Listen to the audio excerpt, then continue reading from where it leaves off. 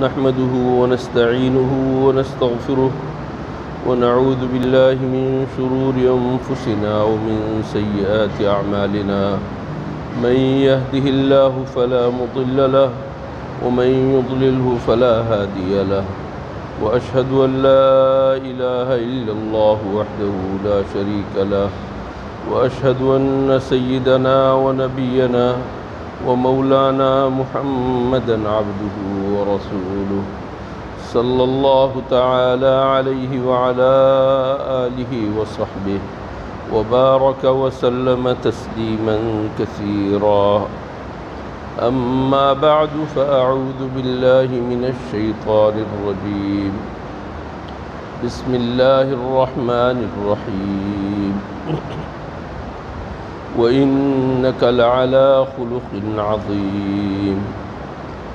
صدق الله مولانا العظيم وبلغ رسوله النبي الكريم ونحن على ذلك من الشاهدين والشاكرين والحمد لله رب العالمين. بزرگان محترم اور برادران عزیز، قرآن کریم کی ایک مختصر سی آیت میں نے آپ کے سامنے تلاوت کی، جس میں اللہ تعالیٰ نے یہ گواہی دی اور یہ عظیم خوشخبری سنائی کہ حضور اکرم صلی اللہ علیہ وسلم عظیم ترین اخلاق پر فائز ہے. حضور اکرم صلی اللہ علیہ وسلم عظیم ترین اخلاق پر فائز ہیں. ربیع الاول کا مہینہ گزر رہا ہے اور ہم نے ربیع الاول کے مہینے کو سیرت کے مہینے کے طور پر یاد رکھا. اس پر بھی اللہ جل شانہ کا شکر ادا کرنا چاہیے. اللہ تعالیٰ نے ہمیں اتنی توفیق دی کہ حضور اکرم صلی اللہ علیہ وسلم کا تذکرہ کسی نہ کسی طریقے سے ہم کر رہے ہیں. اللہ جل شانہ ہمارے اس تذکرے کو قبول فرمائے اور حقیقی سیرت نبوی کو اختیار کر کے ہمیں کامیابی حاصل کرنے کی توفیق عطا فرمائے. میرے دوستوں اور بزرگوں، حضور اکرم صلی اللہ علیہ وسلم کی سیرت کے تمام پہلوؤں کو احاطے میں لانا ہمارے بس میں نہیں، ممکن نہیں، کیونکہ حضور اکرم صلی اللہ علیہ وسلم کی سیرت در حقیقت قرآن کریم کی تفسیر ہے، عملی تفسیر ہے. حضور اکرم صلی اللہ علیہ وسلم کی سیرت قرآن کریم کے معانی، حکم، پوشیدہ راز اور قرآن کریم کے اندر موجود احکام، ان تمام پہلوؤں کا احاطہ کرنا بھی ممکن نہیں. اسی طریقے سے حضور اکرم صلی اللہ علیہ وسلم کی سیرت کو مکمل طور پر احاطہ کرنا بھی ممکن نہیں. لیکن ہمارے لیے جو چیز اہم ہے وہ میں بارہا آپ کے سامنے عرض کر چکا ہوں، وہ ہے محدود پیمانے میں حضور اکرم صلی اللہ علیہ وسلم کی زندگی کا جو پہلو، عملی پہلو ہمارے سامنے ظاہر ہوتا جائے، اس کے مطابق ہم عمل کرنے والے بنے. حضور اکرم صلی اللہ علیہ وسلم کی عبادت کیسی تھی؟ آپ نے فرمایا صلو کما رأیتمونی اصلی، میں جس طرح خشوع خضوع کے ساتھ، اہتمام کے ساتھ نماز پڑھتا ہوں، تم بھی اسی طرح نماز پڑھو. حضور اکرم صلی اللہ علیہ وسلم نماز میں معاذ اللہ کوئی کوتاہی نہیں کرتے تھے. وقت داخل ہوا اور وقت مستحب آیا، آپ نے نماز ادا کی.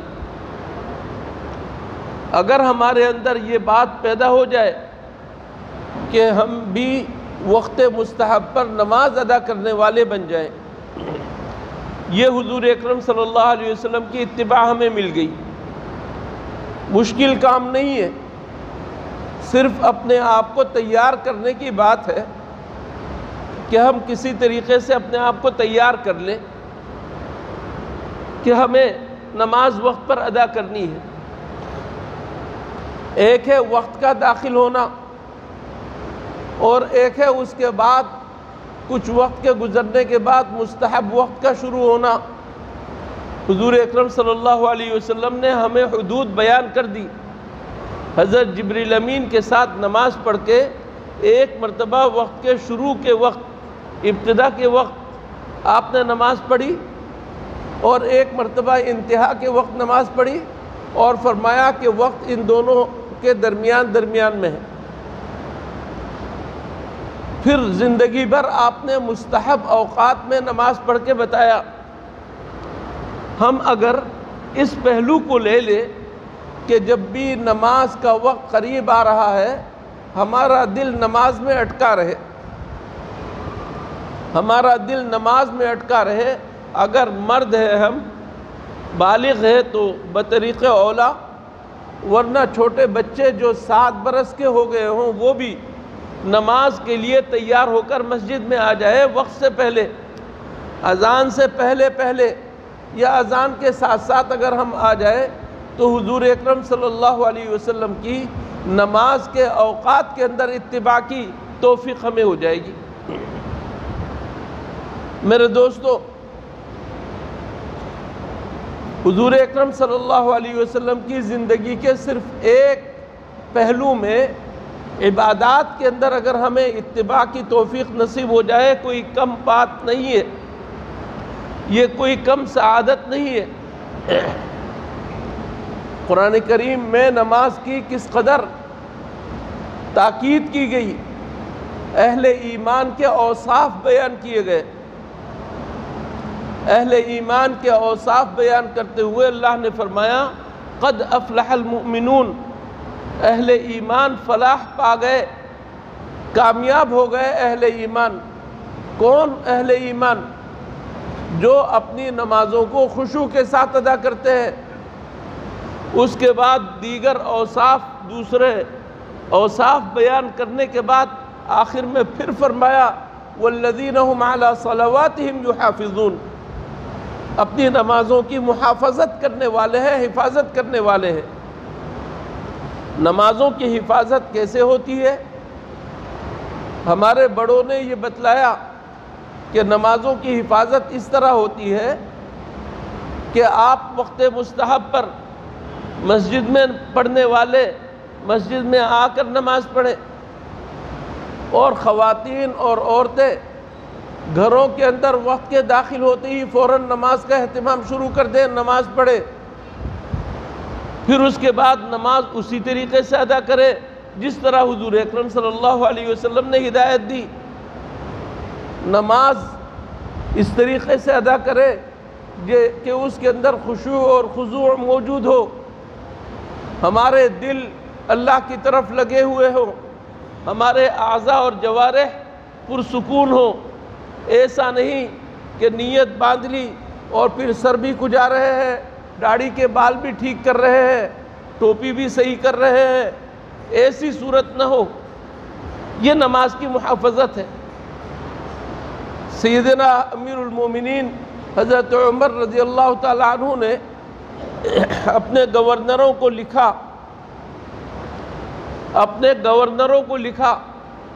آپ کے جو گورنر تھے مختلف خطوں کے، گویا کہ ان ممالک کے بادشاہ تھے، اپنے ممالک کے بادشاہوں سے یہ ذکر کیا، یہ لکھا، یہ فرمان لکھا، میرے نزدیک تمہارے جتنے بھی کام ہیں ان تمام کاموں میں سب سے اہم ترین کام نماز ہے۔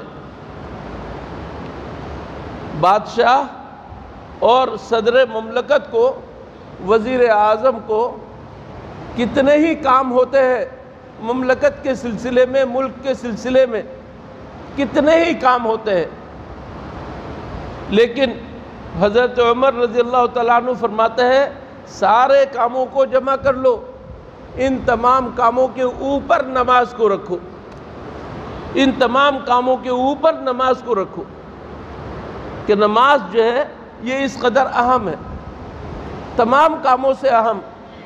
فرمایا کہ جو شخص اس نماز کی حفاظت کرے گا، جو شخص نماز کی حفاظت کرے گا، نماز کی محافظت کرے گا، نماز کی پابندی کرے گا، فرمایا کہ وہ باقی سارے کام بھی صحیح طور پر امانت داری کے ساتھ انجام دے سکتا ہے۔ لیکن جس نے نماز ضائع کر دی، جس نے نماز ضائع کی، نماز کو وقت پر نہیں پڑھا، نماز کو حق ادا کر کے ادا نہیں کیا، فرمایا کہ باقی کاموں میں اس کے اوپر اطمینان نہیں ہو سکتا کہ وہ باقی کام حق حلال طریقے سے اور امانت داری کے ساتھ ادا کرنے والا ہوگا۔ یہ حضور اکرم صلی اللہ علیہ وسلم کی سیرت کا ایک عملی پہلو ہے۔ محبت کا اظہار تو ہم بہت کرتے ہیں اور بہت عجیب عجیب انداز سے کرتے ہیں، لیکن میرے دوستو ہماری محبت مکمل ہو نہیں سکتی جب تک ہم حضور اکرم صلی اللہ علیہ وسلم کی نماز کے اندر اتباع نہ کریں۔ حضور اکرم صلی اللہ علیہ وسلم نے ہمیں اخلاق سکھائے کہ تمہارے گھر میں کوئی مہمان آ جائے تو مہمان کی مہمانداری کرو، اسے ٹھہراؤ، خوش اخلاقی کے ساتھ پیش آؤ، اس کے ساتھ میٹھی میٹھی باتیں کرو، اس کے آنے پر اپنی خوشی کا اظہار کرو، اور اس کے لیے 3 دن تک ضیافت کا اہتمام کرو، اور ان 3 دنوں میں پہلے دن ذرا بہتر کر کے اس کی ضیافت اور اس کی میزبانی کرو۔ 3 دن تک اس کو اپنے پاس مہمان ٹھہراؤ۔ مہمان کو چاہیے کہ 3 دن سے زیادہ نہ ٹھہرے، کسی کو تنگ نہ کرے۔ میرے دوستو یہ حضور اکرم صلی اللہ علیہ وسلم کے اخلاق ہیں۔ آج کسی گھر میں کوئی مہمان اگر آ جائے، بہت سارے لوگ ناک بھون چڑھاتے ہیں اور بھاری اور بوجھ سمجھتے ہیں، حالانکہ یہ مہمان تمہارے پاس اللہ کی رحمت بن کر آیا ہے، تمہارے گھر پر رحمتیں نازل ہوں گی، اللہ کی طرف سے برکتیں نازل ہوں گی۔ مہمان کے آنے پر اپنی بساط سے بڑھ کر کام کرنے کی ہرگز ضرورت نہیں ہے۔ جو کچھ تمہیں میسر ہے اس میں سے کھلاؤ گے پلاؤ گے۔ یہ ہے طریقہ حضور اکرم صلی اللہ علیہ وسلم نے ہمارے لیے آسان فرما دیا۔ تمہارے پاس 2 کھجور ہے، 1 کھجور مہمان کو کھلا دو۔ خوش اخلاقی کا تقاضا یہ ہے کہ دل سے اس کی مہمانداری کرو۔ تم یہاں پر رہتے ہو، تمہارے پڑوس میں ایک گھر ہے، وہ بھی کھاتا پیتا ہے، لیکن حالات آتے رہتے ہیں، آج اس کے گھر میں راشن نہیں ہے، بھوکے سو رہے ہیں بچے۔ تمہارے ایمان کا جذبہ اتنا ہونا چاہیے کہ تم اپنے پڑوسی کا خیال رکھو اور ان کو بھوکا سونے نہ دو۔ تمہارے پڑوس میں کوئی بیمار ہے، کراہ رہا ہے، کوئی ہاسپٹل لے جانے والا نہیں ہے، اٹھو اور اس کو ہاسپٹل لے جانے کی کوشش کرو۔ ہاسپٹل لے جاؤ، ڈاکٹروں کے پاس لے جاؤ اور اس کی عیادت کرو، تیمارداری کرو۔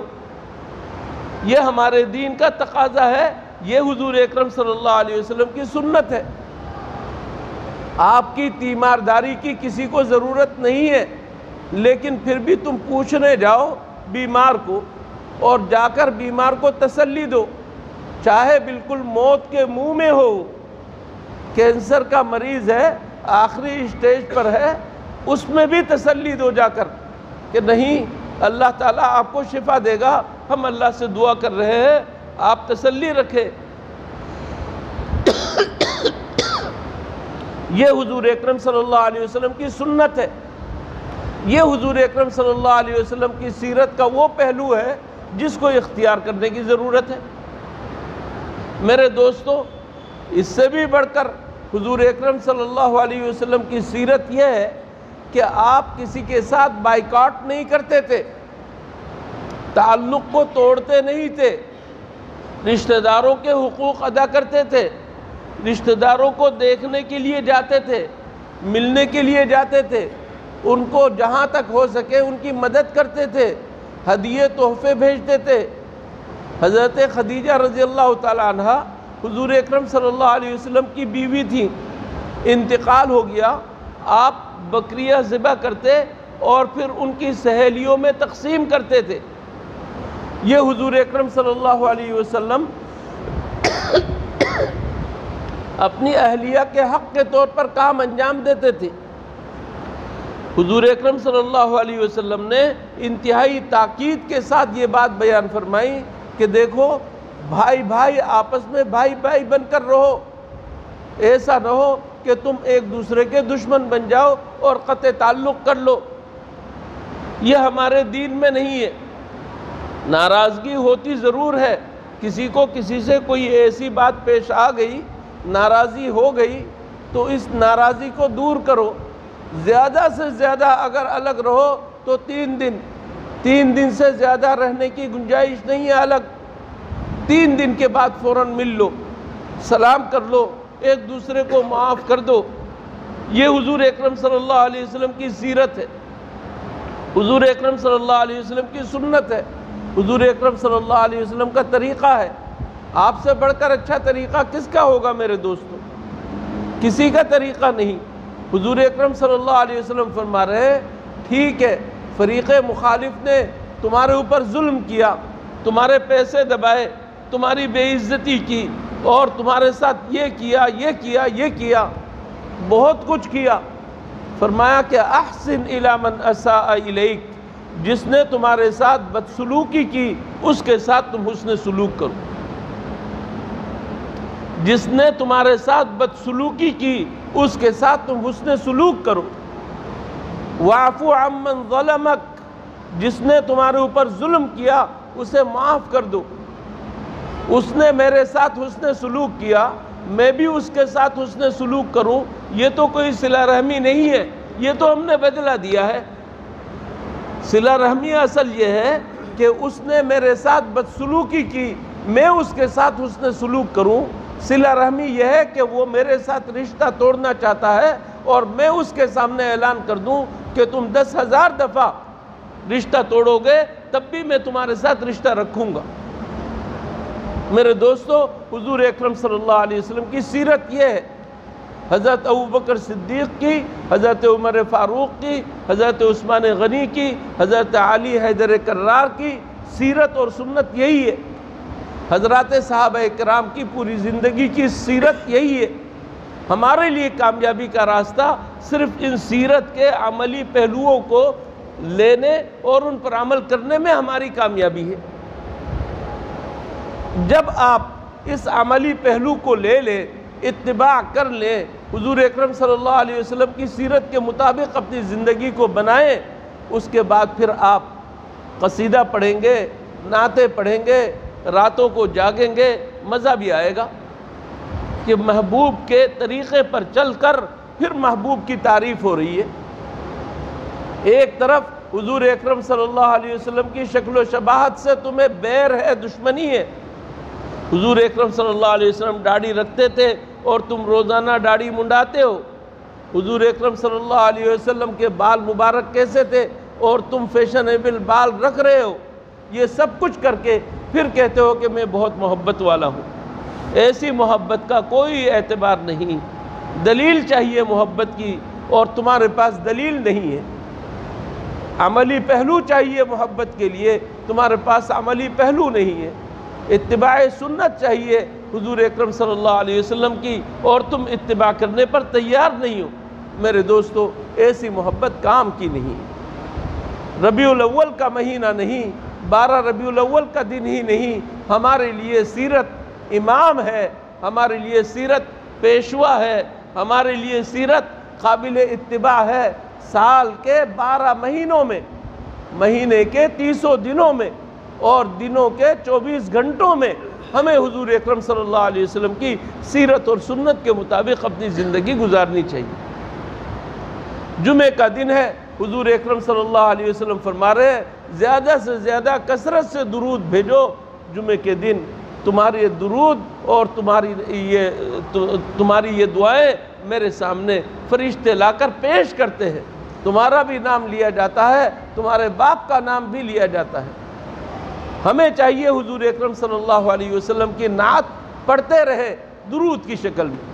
اللہم صلی علی محمد وعلی آل محمد کما صلیت علی ابراہیم وعلی آل ابراہیم انک حمید مجید۔ اللہم بارک علی محمد وعلی آل محمد کما بارکت علی ابراہیم وعلی آل ابراہیم انک حمید مجید۔ جو درود ہم نماز میں پڑھتے ہیں سب سے افضل ترین درود ہے، اس سے بڑھ کر اور کوئی درود نہیں۔ اور اگر آپ بہت ہی مختصر کرنا چاہیں تو صلی اللہ علی النبی پڑھ لیں، صلی اللہ علی النبی، صلی اللہ علی النبی، یہ بھی درود ہے۔ ہم کس قدر آسانی کے ساتھ ایک مرتبہ درود پڑھ کے اللہ کی 10 رحمتوں کو اپنے اوپر متوجہ کر سکتے ہیں۔ ایک مرتبہ درود پڑھے اللہ کی طرف سے 10 رحمتیں، 10 مرتبہ درود پڑھے 100 رحمتیں، 100 مرتبہ درود پڑھے 1000 رحمتیں، اور ایک آدمی چند منٹوں میں اللہ تعالیٰ کی ہزاروں رحمتوں کو سمیٹ سکتا ہے، اور یقینی رحمت ہے انشاءاللہ۔